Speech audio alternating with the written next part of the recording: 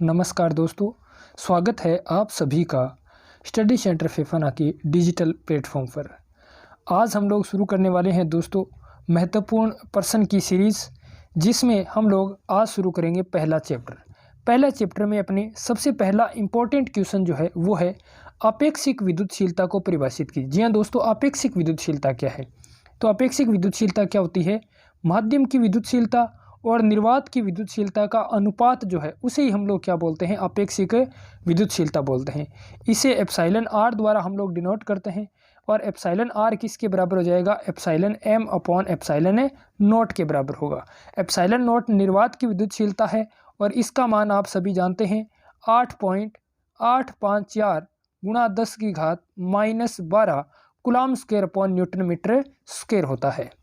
ठीक है दोस्तों, तो एप्सिलॉन एम जो है यहाँ पर वो क्या है? माध्यम की विद्युतशीलता, और एप्सिलॉन नॉट जो है वो क्या है? निर्वात की विद्युतशीलता है।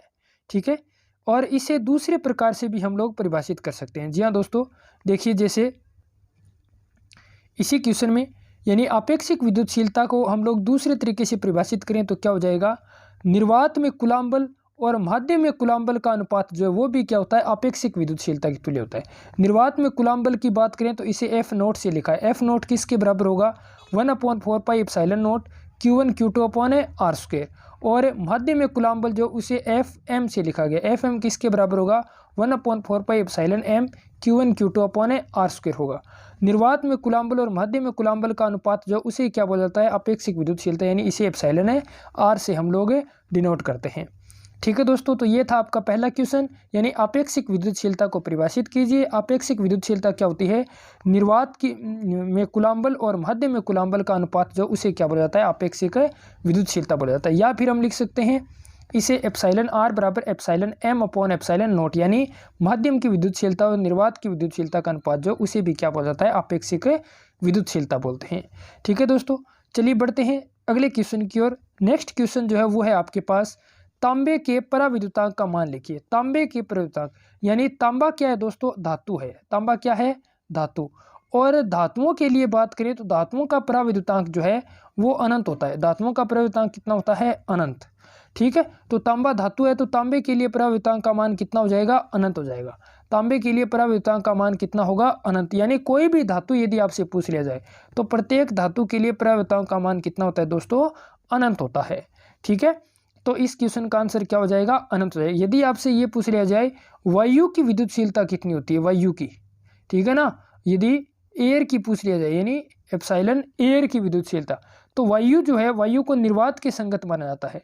और वायु की विद्युतशीलता जो होगी वो भी दोस्तों 8.854 into 10⁻12 coulomb square upon newton metre square होती है, यानी 8.854 गुणा 10 की घात -12।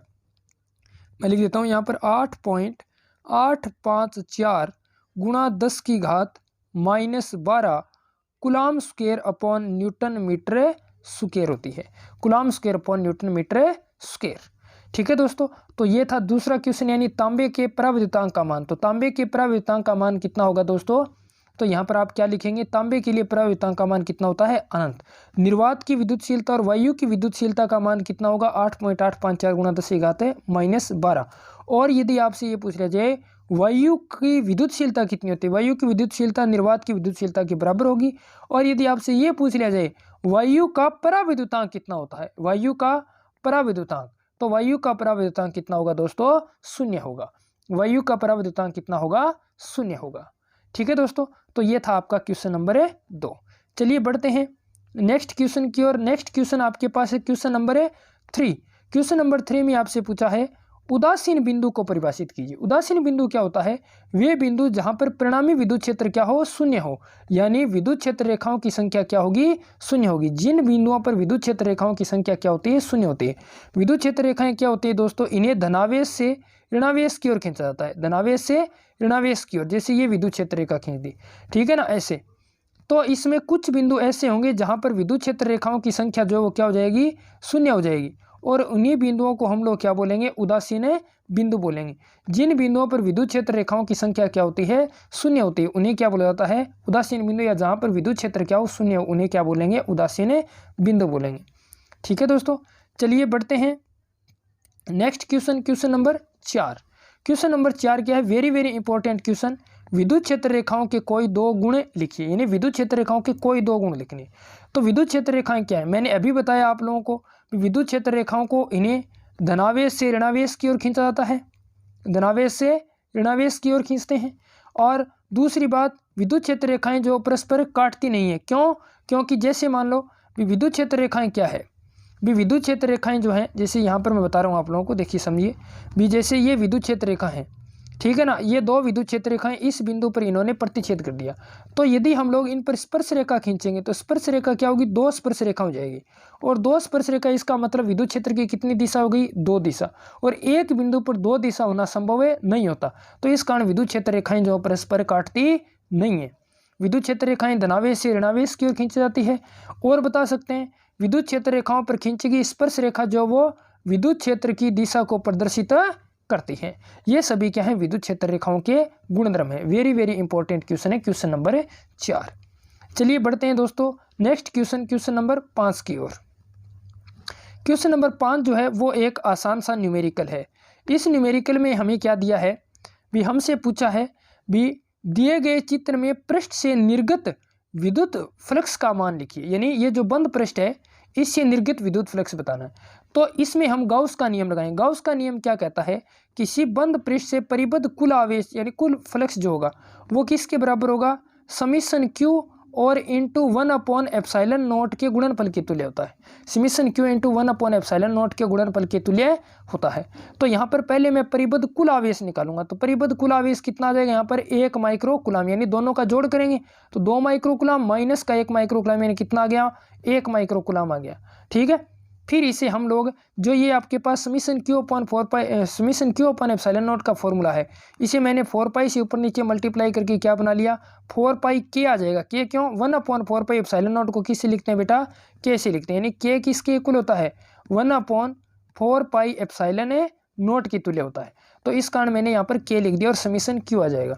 ठीक है ना, तो इन सभी की 4 की वैल्यू 4 हो गई।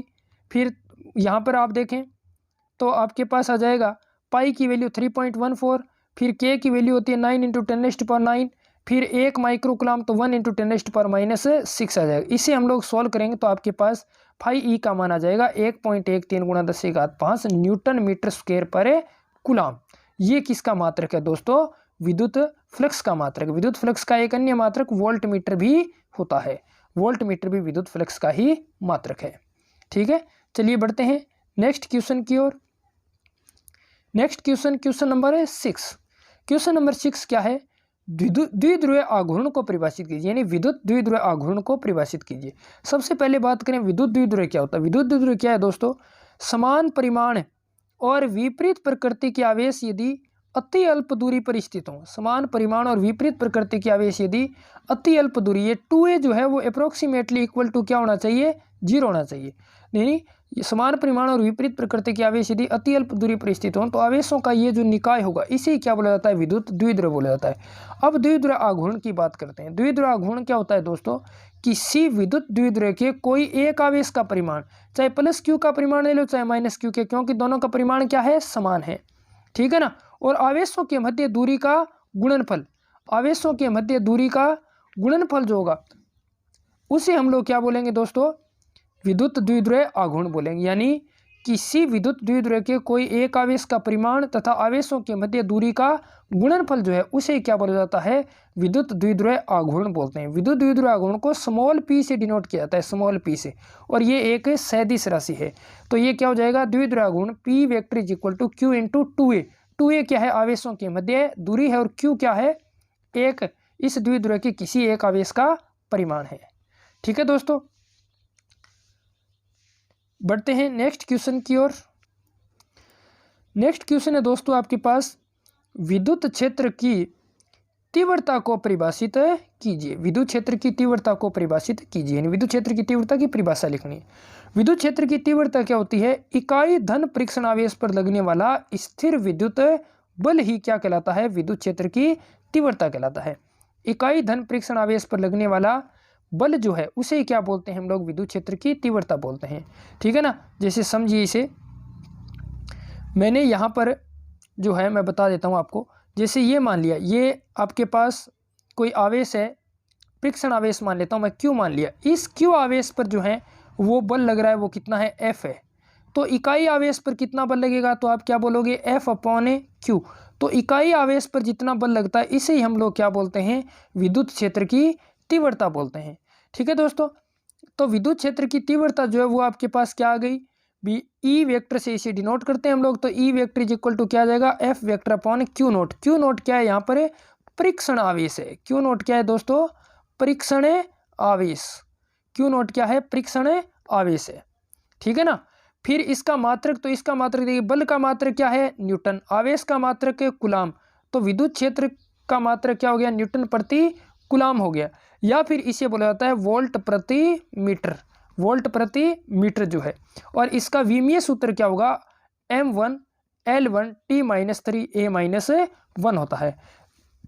तो विद्युत क्षेत्र की तीव्रता क्या हो गई दोस्तों, इकाई धन परीक्षण आवेश पर लगने वाला स्थिर विद्युत बल विद्युत क्षेत्र या फिर विद्युत क्षेत्र की तीव्रता कहलाता है। इसे ई वेक्टर से डिनोट करते हैं। और जो है E vector is equal to क्या आ जाएगा आपके पास, F/Q0। इसका मात्रक न्यूटन प्रति कूलाम या वोल्ट पर मीटर होता है। इसका विमीय सूत्र जो है वो m1L1T-3A-1 होता है। ठीक है दोस्तों, चलिए बढ़ते हैं नेक्स्ट क्वेश्चन की ओर। नेक्स्ट क्वेश्चन जो है वो है आपके पास, विद्युत फ्लक्स का मात्रक एवं विमीय सूत्र लिखिए। सबसे पहले बात आती है विद्युत फ्लक्स होता क्या है। विद्युत फ्लक्स क्या है दोस्तों, भी आपके पास ये जैसे कोई बंद पृष्ठ है, इस बंद पृष्ठ में से ये विद्युत क्षेत्र रेखाएं गुजर रही है, ये विद्युत क्षेत्र रेखाएं। तो किसी बंद पृष्ठ में से गुजरने वाली विद्युत क्षेत्र रेखाओं की संख्या जो है वही क्या है आपके पास, विद्युत फ्लक्स है। विद्युत फ्लक्स को हम लोग फाई ई से डिनोट करते हैं, फाई ई से डिनोट करते हैं। ठीक है दोस्तों, अब देखिए विद्युत फ्लक्स का मात्रक क्या होगा, न्यूटन मीटर स्क्वायर प्रति कूलाम। विद्युत फ्लक्स का मात्रक क्या होगा, न्यूटन मीटर स्क्वायर प्रति कूलाम या फिर वोल्ट मीटर होता है। न्यूटन मीटर स्क्वायर प्रति कूलाम या फिर वोल्ट मीटर होता है। इसका विमीय सूत्र जो है वो है m1L3T-3A-1। वेरी इंपॉर्टेंट क्वेश्चन है दोस्तों, वेरी वेरी इंपॉर्टेंट क्वेश्चन। विद्युत फ्लक्स का मात्रक न्यूटन मीटर स्क्वायर प्रति कूलाम या वोल्ट मीटर होता है। इसका विमीय सूत्र क्या होगा, m1L3T-3A-1 होता है। ठीक है, मैं आप लोगों को एक ज़रूरी सूचना भी दे देता हूँ। जी हाँ दोस्तों, हम लोगों ने अभी जो है अपना ऐप लॉन्च किया है। ऐप, आप सभी विद्यार्थी जो हैं उस ऐप को इंस्टॉल कर ले। ठीक है ना। उस ऐप पर मैं आप लोगों को ऐसे ऐसे बेहतरीन क्वेश्चन जो हैं, यानी ये मानिए भी मैं क्रैश कोर्स जो है वो +2 का करवा दूंगा। सारा क्रैश कोर्स कंप्लीट इसका +2 का मैं करवाऊंगा। और उसके बाद जो है यानी मैं गारंटीड जो है 56 मार्क्स के क्वेश्चन जो है वो आप लोगों को वहाँ पर मैं बताऊंगा। पूरा 56 में से 56 मार्क्स के क्वेश्चन जो है वो वहाँ पर आप लोगों को देखने को मिलेंगे। और जो अपना ये है यानी प्रत्येक कोर्स जो उसकी ज़्यादा फीस हमने नहीं रखी है। जो अपना नेट का जो चार्ज होता है यानी 200 रुपये मिनिमम चार्ज है, यानी 200 रुपये जो है उसी में आपको जो है वो पूरा फिजिक्स का कोर्स है वो आप लोगों को अवेलेबल हो जाएगा। ठीक है दोस्तों, तो आप ज़्यादा से ज़्यादा ऐप जो है उसके लिंक को अपने दोस्तों के साथ शेयर करेंगे। इस वीडियो को अपने दोस्तों के साथ ज़्यादा से ज़्यादा शेयर करेंगे। वहाँ पर यदि आप लोगों को ये पूरे वीडियो देखने यानी पूरा सिलेबस देखना है तो आप लोगों को ऐप जो है उसमें जाना होगा, यानी ऐप को इंस्टॉल करना होगा। ठीक है दोस्तों, वैसे मैं फ्री की वीडियो जो हैं वो भी वैसे वैसे अवेलेबल आप लोगों को यूट्यूब पर करवाता रहूँगा। ठीक है, चलिए बढ़ते हैं नेक्स्ट क्वेश्चन की ओर। नेक्स्ट क्वेश्चन है दोस्तों आपके पास, नेक्स्ट क्वेश्चन है, एक सेमी त्रिज्या के गोलाकार गाउसीय पृष्ठ के अंदर ±1 माइक्रोकूलाम आवेश का विद्युत द्विध्रुव स्थित है। गाउसीय पृष्ठ से निर्गत फ्लक्स का मान लिखिए। जैसे दोस्तों मैंने ये मान लिया एक त्रिज्या का कोई 1 सेंटीमीटर त्रिज्या का ये कोई गोला है, इसके अंदर ये विद्युत द्विध्रुव है। एक पर +Q आवेश है, एक पर -Q आवेश है। तो हमें क्या चाहिए, परिबद्ध कुल आवेश। तो परिबद्ध कुल आवेश कितना हो जाएगा दोस्तों, तो परिबद्ध कुल आवेश कितना होगा, 0 होगा, क्योंकि एक प्लस का एक इसका है माइनस का, तो टोटल आवेश कितना हो गया, 0। और गाउस के नियम के अनुसार देखा जाए तो फाई ई किसके बराबर होता है, समीशन Q/ε0 होता है। समीशन Q की वैल्यू यदि 0 है फिर फाई ई की वैल्यू क्या हो जाएगी, 0 हो जाएगी। यानी एक सेमी त्रिज्या के गोलाकार गाउसीय पृष्ठ के अंदर ±1 माइक्रोकूलाम का आवेश का विद्युत द्विध्रुव है तो उसे निर्गत फ्लक्स का मान जो है वो कितना होगा दोस्तों, 0 होगा। निर्गत फ्लक्स का मान कितना हो जाएगा, 0 हो जाएगा। ठीक है दोस्तों, चलिए बढ़ते हैं नेक्स्ट क्वेश्चन की ओर। नेक्स्ट क्वेश्चन है आपके पास, वान डे ग्राफ जनित्र में विद्युत क्षेत्र का मान कितना होता है। वान डे ग्राफ जनित्र में विद्युत क्षेत्र का मान कितना होता है। तो वान डे ग्राफ जनित्र में विद्युत क्षेत्र का मान जो दोस्तों कितना है, 2 × 10⁶ न्यूटन पर कूलम होता है। वेरी इंपॉर्टेंट क्वेश्चन है ये एक बार एग्जाम में पूछा गया। इसका मान कितना होगा, 2 × 10⁶ न्यूटन पर कूलम। ये आपके पास क्या है, वान डे ग्राफ जनित्र में विद्युत क्षेत्र का मान होता है। वान डे ग्राफ जनित्र क्या होता है, आप लोग जैसे एक ये है, ये चार्ज उत्पन्न करने का उपकरण है, ठीक है ना, ये है, इसके ऊपर पॉजिटिव चार्ज आता है सब पर, ठीक है ना, पॉजिटिव चार्ज आ गया सभी पर। अब देखिए दोस्तों, जब इसमें कोई व्यक्ति जो है, जैसे ये व्यक्ति है, इसने इसे स्पर्श किया, तो स्पर्श करते इसके बाल जो हैं वो ऐसे हवा में खड़े हो जाते हैं ऐसे, ठीक है ना, इस तरीके से। ठीक है दोस्तों, तो ये आपके पास है। ठीक है, चलिए तो आज के लिए बस इतने क्वेश्चन ही हम लोग करेंगे। बाकी के क्वेश्चन जो हैं वो हम लोग जो हो सकेगा तो हम लोग यूट्यूब पर भी अपलोड करने का प्रयास करेंगे। लेकिन ऐप आप लोग सभी जो हैं वो मस्टली इंस्टॉल कर लेना, और ऐप में मैं सभी जो पूरा कोर्स है वो कंप्लीट मैं वहाँ पर अपलोड कर दूंगा आने वाले 10 से 15 दिन के अंदर। तो आपकी रिवीजन जो बहुत शानदार तरीके से हो जाएगी, पूरा चैप्टर मैं कवर कराऊंगा, ठीक है ना। देखिए इसी में मैं आप लोगों को बताऊं, देखिए इसमें सारे क्वेश्चन हैं, सभी के सभी क्वेश्चंस जो हैं, ठीक है ना। मैंने इंपॉर्टेंट क्वेश्चन न्यूमेरिकल वगैरह जो हैं वो सभी यहाँ पर लिखे हुए हैं, सभी मैं आप लोगों को वहाँ पर सॉल्व करवाऊँगा। ठीक है दोस्तों, तो यदि आप लोगों को ये PDF भी लेना है तो भी आप लोगों को ऐप में ही जाना होगा। वैसे मैं फ्री में ही अवेलेबल करवाने का प्रयास, क्योंकि अपने ऐप का चार्ज जो है, यानी ऐप में कोर्स की फीस जो मिनिमम है 200, इसमें भी आप लोगों को 47% डिस्काउंट मिल जाएगा। 47% का मतलब 84 रुपये आप लोगों को, 116 रुपये आपके लगेंगे, ठीक है ना। तो 116 रुपये में आप लोगों को फिजिक्स का पूरा जो कोर्स है वो मिल जाएगा।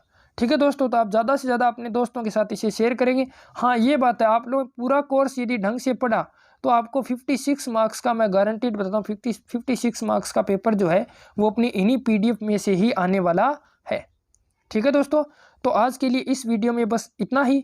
वीडियो को ज़्यादा से ज़्यादा अपने दोस्तों के साथ शेयर करेंगे, और ज़्यादा से ज़्यादा जो है वो कैंडिडेट को ऐप डाउनलोड करने के लिए आप बोलेंगे। ठीक है दोस्तों, तो धन्यवाद। जय हिंद, जय भारत। बने रहिएगा आपके अपने YouTube चैनल स्टडी सेंटर फैफाना पर। यदि ये आपको वीडियो अच्छा लगता है, आपको पसंद आया है, तो आप वीडियो को लाइक ज़रूर करेंगे, सब्सक्राइब कर लें चैनल को और बेल आइकन को प्रेस कर दें। धन्यवाद। जय हिंद, जय भारत।